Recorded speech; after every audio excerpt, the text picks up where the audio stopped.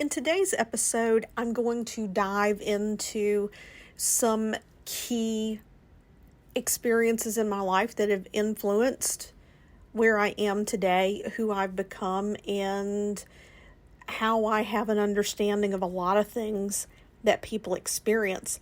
But more importantly, I talk about how these things no longer define my identity. And it's come from all of the inner work.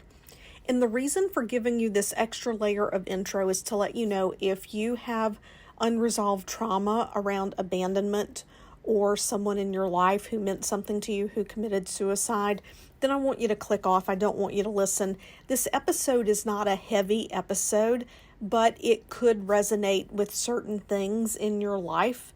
And I just wanted to give you the opportunity to click off and not be surprised.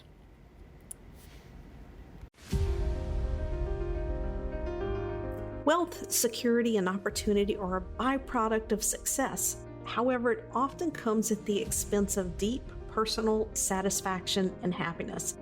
This is the Design Your Destiny podcast, and I am your host, Penny Chason, board-certified hypnotist and #1 international best-selling author. I work with the highly successful influencers, business leaders, corporate leaders who desire a life by design. In this podcast, I will bring to you succinct solo episodes and interviews that dissect the challenges of success and highlights the ways to leverage your most underutilized asset, your subconscious mind.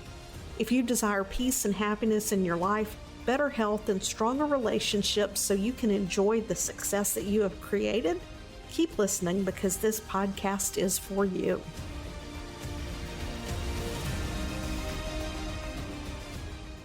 Hey, joyful souls. It's time for another episode of Design Your Destiny. Today, we're going to dive into what your life means for you. Now, I'm not sure exactly where this episode is going to go, how long it's going to be. So hopefully you're in the car, or maybe you have a cup of tea, a cup of coffee. Just kind of settle in and let's go on a journey together, because so many people want to walk away from their past. They don't want to think about it. They don't want to face it. But it's very much integral to who we are. It forms our perceptions. It forms our beliefs. It forms our sense of who we need to be and how we need to show up in the world to feel safe, secure, accepted, loved. And I thought today would be a great day to share a bit about my past, because I've reached a point in my life where my past does not define me, and my identity is not wrapped up in my past. My identity is that of someone who is here to help others truly know themselves, truly love themselves, and trust that it is safe for them to be who they want to be. Now, that's not why people reach out to me, but that is at the core of what can get in the way and create interference in us having exactly what we want. Take one of my past clients, for example, who has totally blown up her business in a very great and wonderful way. She had a business coach, right? And there was some imposter syndrome there. And there was this insight, and I'm not sharing with you anything that's not already public. There's a podcast interview that I did with her. There was this part of her that she wanted to let go of. And that was a part of her that needed to be the fixer.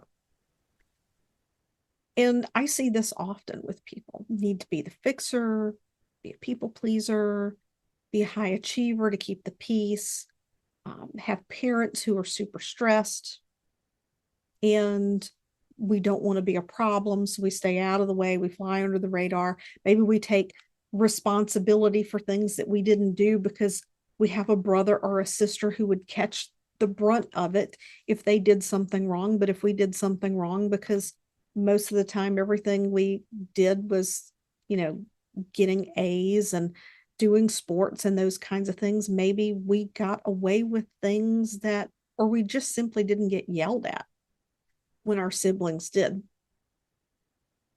These things all shape how we make our decisions. And to just give you a little bit of insight into some of the things that shaped my life and the path that I took, and to also give you an example of how sometimes what we do is right the opposite of what you think we normally would do. Most people know my story. I've shared bits and pieces of it of what happened in 2017, but I'm going to work up to that a little bit, because what most people don't know about me is that I was adopted. And I wasn't adopted at birth. I was given up for adoption when I was 2 months old. My biological father was old enough to be my biological mother's father. She was 20 and he was 42. And they didn't stay in one place. This was back in 1971. So for those of you who were not in your 40s and 50s, this is probably going to sound a little foreign to you. Their job was literally, they worked for a company. They literally went from state to state. They would go from community to community, and they would drive door to door selling magazines. And that was how she met him, was applying for that job to go door to door selling magazines. And for me, knowing how 1970 was, I find it really intriguing that, it was that whole time of, liberation and free spirit, post Woodstock, that, she felt the need to get out of town. And that was the job that she took. But also at that time, it was hard to find jobs. It was not an economically abundant time in terms of jobs here in the US at that point in time. But anyway, they were going door to door selling magazines. After I was born in Texas. They ended up here in Mississippi selling magazines door to door. And there was a stranger who was watching me Monday through Friday. And then something happened. And my biological father says to my biological mother, it's like, we have to give her up for adoption. We can't take care of her. And it's a really cool story. Talk about synchronicity, talk about the universe, talk about the right place, the right time. They happen to be driving through town and they saw a lawyer's office, and they go in the lawyer's office and says, hey, we have a baby girl we want to give up for adoption. Do you know anybody who wants a baby? And the lawyer is like, actually, yeah, I do. And called my mother and said, hey, do you still want a baby? And she says, well, yeah. He says, good, be at my office at 6 o'clock. I have you a baby. They had, I think it was 2 or 3 prior connections to potentially adopt that fell through. So that's how I came to be adopted. So when you understand what goes on with attachment and those types of things in those early years, when most people hear my story, they're like, how are you normal? Like, please define normal. But anyway, I was adopted by loving parents, had loving grandparents. But when I was 7, my parents, they really didn't get along. And on my 7th birthday, they told me that they were separating. So they threw me this huge birthday party, hoping to lessen the pain. of telling me they weren't going to be together anymore. So my parents divorced. In today's society, there are so many divorced families. There are so many children of divorced families that I don't think we give it a second thought. But it's a huge impact. It's a huge impact on a child to be a child of divorced parents. And not to say that people shouldn't get divorced, but I think that to witness really good communication, to know that there's no retribution, if you want to spend time with one parent versus the other parent, it really it takes a lot of responsibility for a parent to make that situation, that scenario, to be one that is nurturing and thriving, where there's not any fear going on. And as parents, I mean, I'm a parent, I have 3 sons, 2 of them from my husband's first marriage. We bring, as parents, we bring our experiences into our parenting situation, and not every situation is ideal, and I would never suggest that it is, but these things are impactful. And my mother was married a few times, and that impacted who I became, because I had my own perception of why that was. Whether or not that perception is accurate is neither here nor there. We each form our own perceptions. And because there was a part of me, I understand now what I didn't understand then. There was a part of me so deeply that wanted to be in a relationship where I felt rooted and solid, and that I didn't have to worry about moving and being uprooted and those kinds of things, relationships being fleeting, that that pendulum swung so far to the other side that when I got into a relationship right after I graduated high school and I fell in love, I entered this mental state of, oh, well, he's not perfect and I'll never find the perfect person. So I just have to learn to love and accept him for who he is. And what happened over a period of time was I ended up in this relationship where I was starting to be emotionally and mentally manipulated. And then it became emotional abuse. And there were subtle hints of threats. I was never physically hurt, but there were subtle hints of threats. And there was a part of me that was so independent and so strong that I finally came to a point where I'm not doing this, right? I'm not doing this.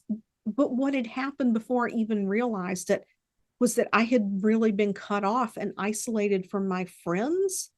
And even though I still lived at home with my family, I had really disengaged from my family.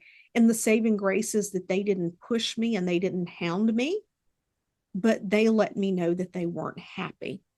And what that did was that created a welcoming situation that when that relationship finally ended, I could go back to my family without judgment. And there were a lot of other things that happened there, but in that relationship, my self-esteem was destroyed. I put a good front on the outside. I was confident. Like, I ended up going to nursing school. That was when I decided to go to nursing school. People say, what's your path? What's your dharma? How did you know what you were meant to be? I had no clue. I had 3 aunts who were nurses. They made really good money. And my determination at that moment was that I would never put myself in a situation where I would have to be dependent on a man for income, so that if I ever ended up in another situation like that, I could confidently walk away and know I could take care of myself. So yeah, I went to nursing school. I was confident. I was an A student. I was kicking ass. But my self-esteem was destroyed. The things that I would say to myself were really harsh. And then I met my husband. Had no intention of having a relationship And he was put in my path so that I could heal.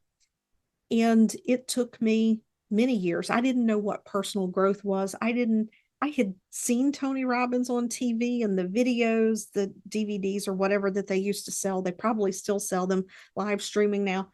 But it's like I really didn't get it. I didn't know what any of that stuff was. But I had a husband who loved me and who stood by me. And I remember the night he asked me to marry him. And I told him, I said, you have to know. And this is very public. So let's just say right now, I love my husband. I have no ill wills or intentions towards him. He woke me up at like 2 a.m. to propose to me. He just like had this moment and he woke me up to propose to me. And I'm like half asleep. And I looked at him with one eyebrow cocked up and I said, okay, you want to marry me? It's till death do us part one way or the other. And so that was kind of the joke, but that was really truly the way I felt about a relationship. I did not want a relationship that was all over the place.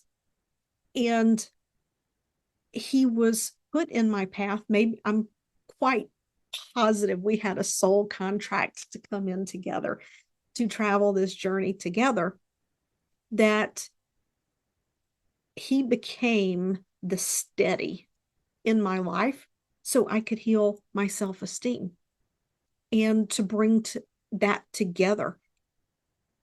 And every time I would get this wild hair to go do something like go to anesthesia school, he supported it. When just on a whim, I was like, you know what? I don't know what this Reiki stuff is, but I want to try it out. He was like, whatever. And he supported it. And that Reiki training was like my first exposure experience of what energy was. And I remember thinking, this is so bizarre. Sitting in that circle at that hospital, I had never experienced Reiki. I chose to take the Reiki training because I had patients who were getting Reiki before anesthesia and they were so calm and they were so relaxed. They were taking less anesthesia. And I'm like, what is this? And I remember sitting in the circle, all of us there. There was a woman there who had breast cancer and had had her survivor journey, and her sister next to her, and some other people. They've all experienced Reiki.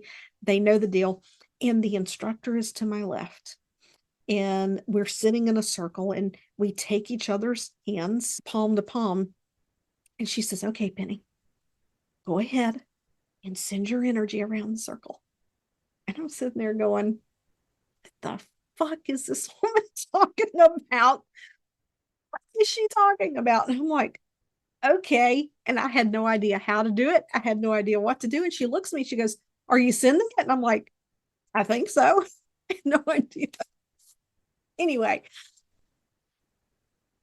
but I wanted to experience more. I wanted to learn more. I did have an experience with energy that weekend. And that was just kind of like pulling the curtain back. It was like peeking. And, I would practice once in a while. I didn't do Reiki on anyone. And then someone at the hospital found out that I knew Reiki.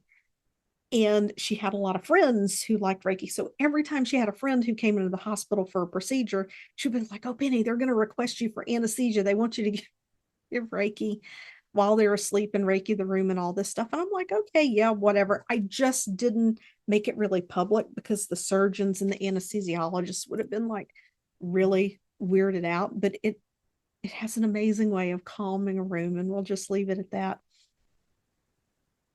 And then I think you all know my story of how I got into hypnosis. Again, it was a nudge from the universe. It was like, you really should check this hypnosis thing out. And it was a result of something that I came across in anesthesia. And when I took that training, I had an experience in that training that unequivocally, undeniably demonstrated to me the power of the mind. That moment, that is the defining moment that it was like, oh crap, this is really wild. People need to know how powerful their mind is. And what that experience was is the instructor called me up to be a volunteer the day that he was demonstrating glove analgesia.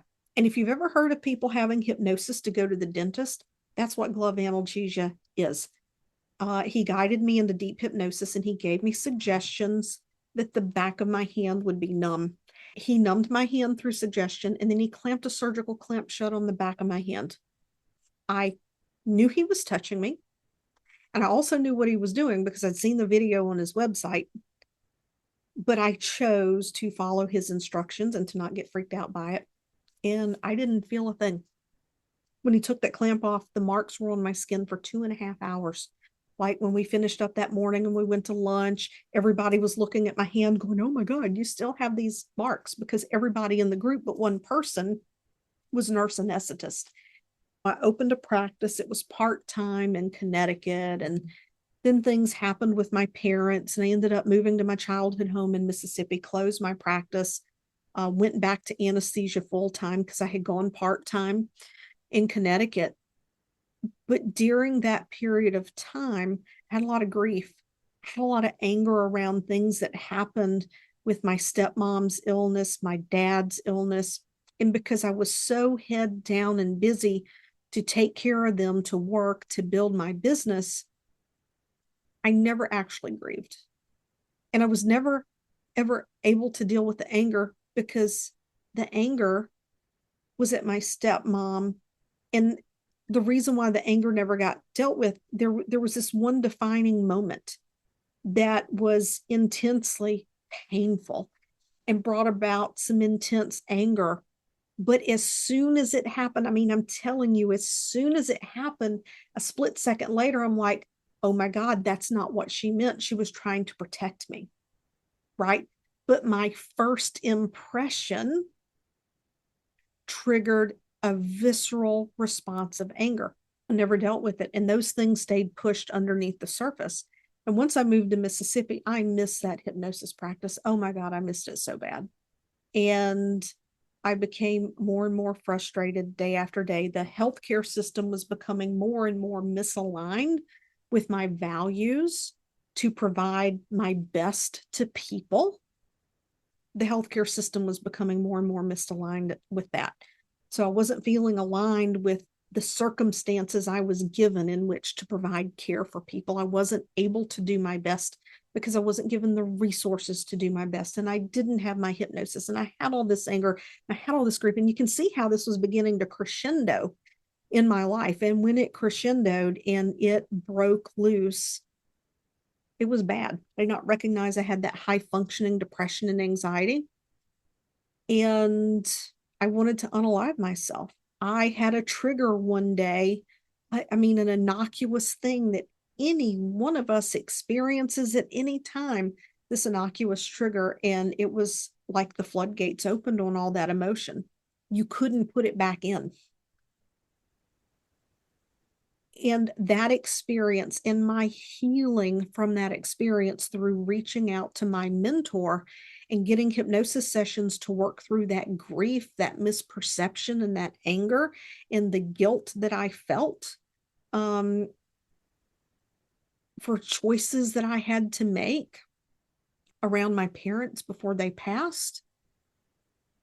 That experience really transformed the way that I look at hypnosis. I mean, I knew hypnosis was powerful before, but I was looking at it from the perspective of weight loss and smoking and pain and IBS and those kinds of things.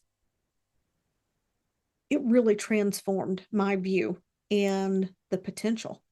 And in that process, I experienced such a deep love and acceptance for myself. I experienced such a peace within myself that became what I wanted to give people.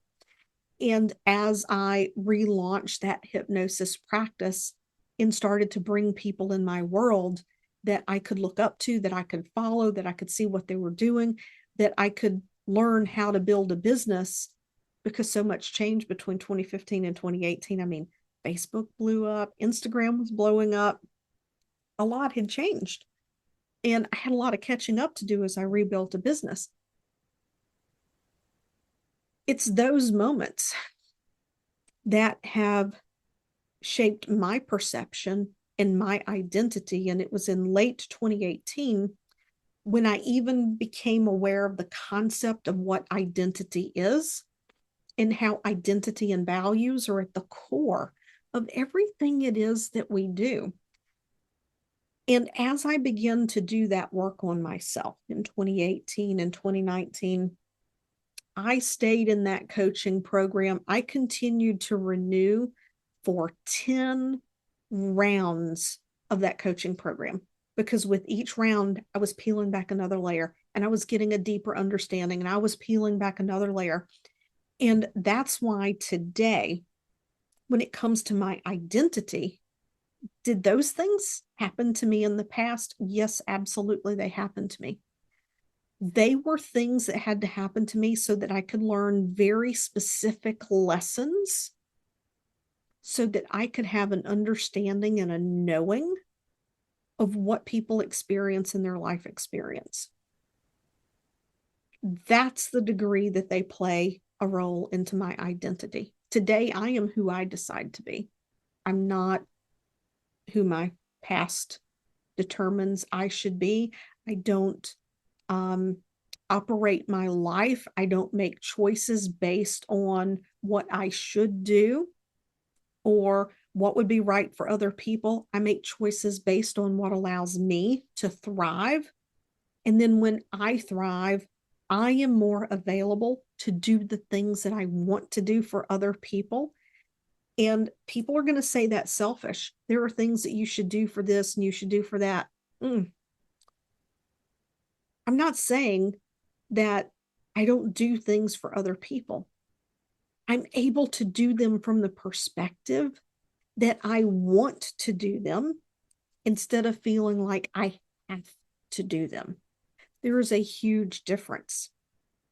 And it's a realization and an understanding that it took me a few years to come to really understand and to continue to embody the work and to check myself, if you will. Because, I mean, it's not a straight line. It's like riding waves. This journey that we're on, it's like riding waves. A lot of the work I've done has been through hypnosis. A lot of it's been through um, coaching, but most of it has been through self reflection. The hypnosis did the heavy lifting. The coaching has helped me through the blind spots. But the day to day, cultivating the consistency to look for, to learn, to look for, to learn to be aware of blind spots, things that I might not see, attachments that I might not see, expectations that I have that are really don't belong. That comes from self reflection. It comes from that deep inner work. And by my choice, the growth of the business has been slower than it could have been. But that has been because I felt that I wanted certain things in place for me, for the business, and to minimize the ups and downs that we go through. I have friends who have told me, oh yeah, I was in business 2-3 years and I realized what I was doing I really didn't want to do, and so I just burned the whole thing down and started over. Well, I remember what it felt like to start. Sure as heck don't ever want to start over. So I allowed myself the time for me to evolve, for me to lean into who I am, and to really know that, yes, this is it before I start growing and expanding the business. That doesn't look like that for everybody. It doesn't mean I'm right and you're wrong, or you're right and I'm wrong. It just is what it is. But our journey, whatever that is, it it's a foundation of who we are until we do the inner work to unravel, untangle, dismantle any false perceptions, any behaviors that might be there that keep us playing small. If I were to tell you that wanting to be liked, that not wanting to be rejected never came into play in my life, I would be lying.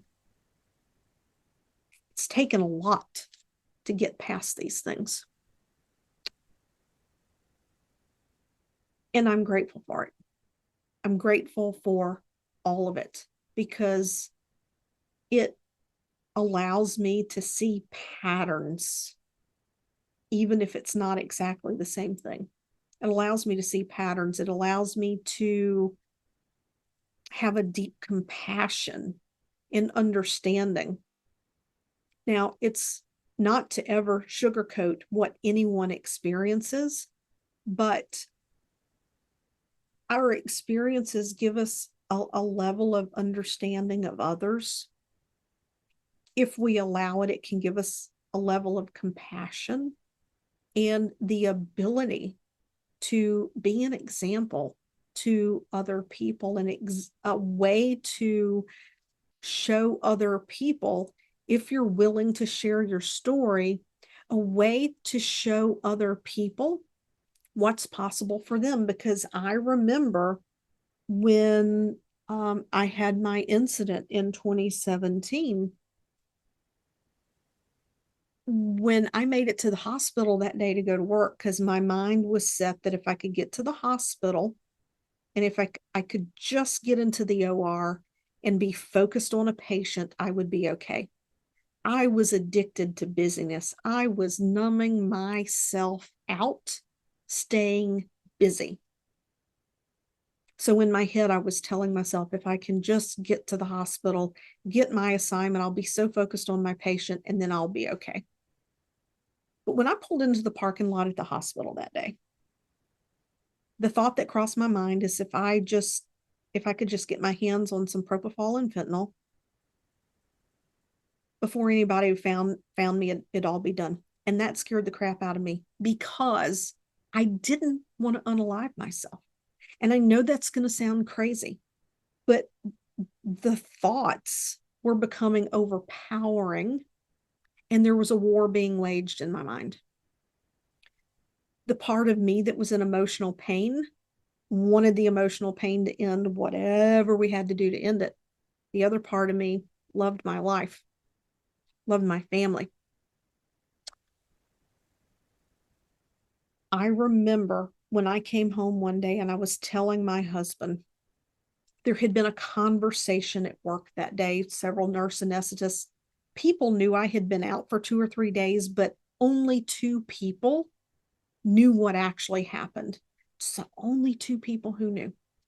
Because when you're in the world of healthcare, in anesthesia, nurse practitioner, physician, physician assistant, pharmacist, when you're at the level that you have to be professionally credentialed, you have to sign affidavits that you are mentally able to perform your job.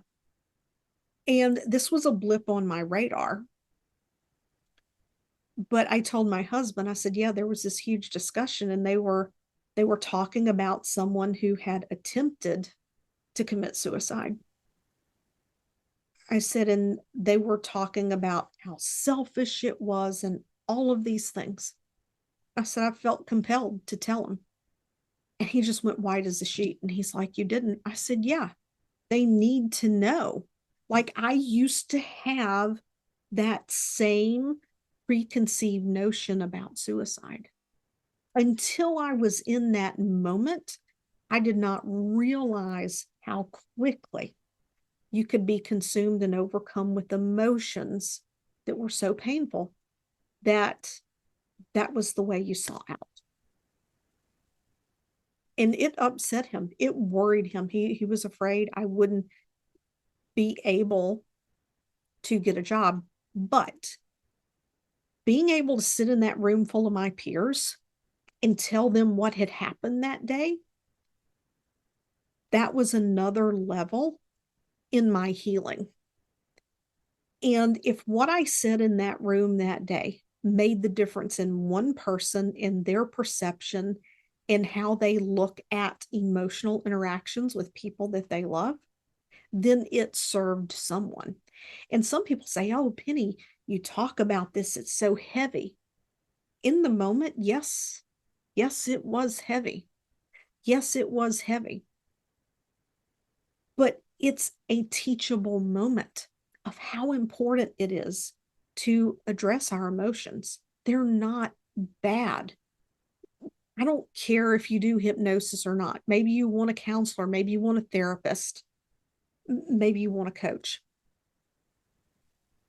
But it's important to give ourselves the grace to recognize that we have these moments and to allow ourselves the space to heal and to move on from them. To allow ourselves to embrace that understanding so that we can move into unconditional self-love and unconditional self-acceptance so that we can have that peace.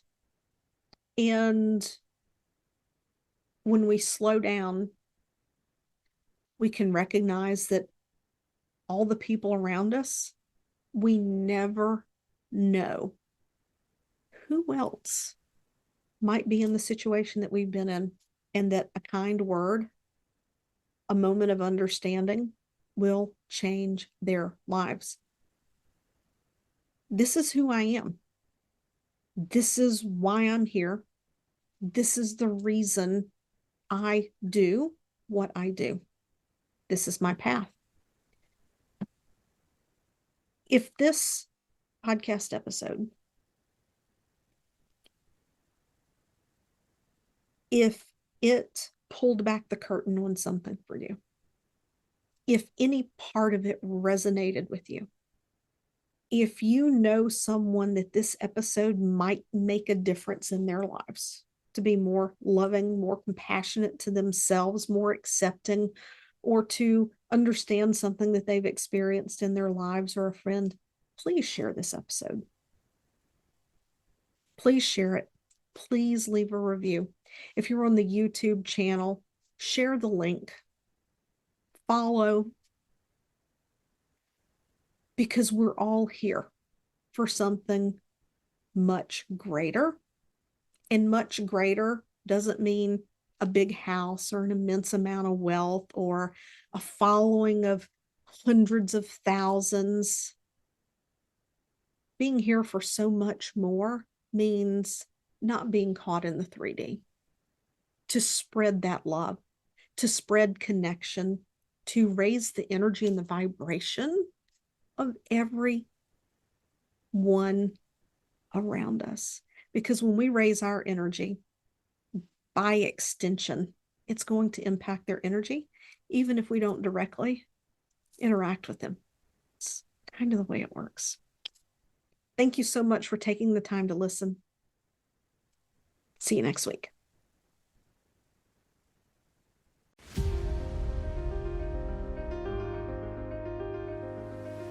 Thanks for listening to this episode of Design Your Destiny. I would love to know what resonated most with you. So just take a screenshot of this episode, share it over on your Instagram stories, and tag me at penny.chason and let me know what you thought. Also, if you head over to iTunes and you leave a positive review, it helps this podcast to help reach even more people, making a difference, elevating humanity and mankind.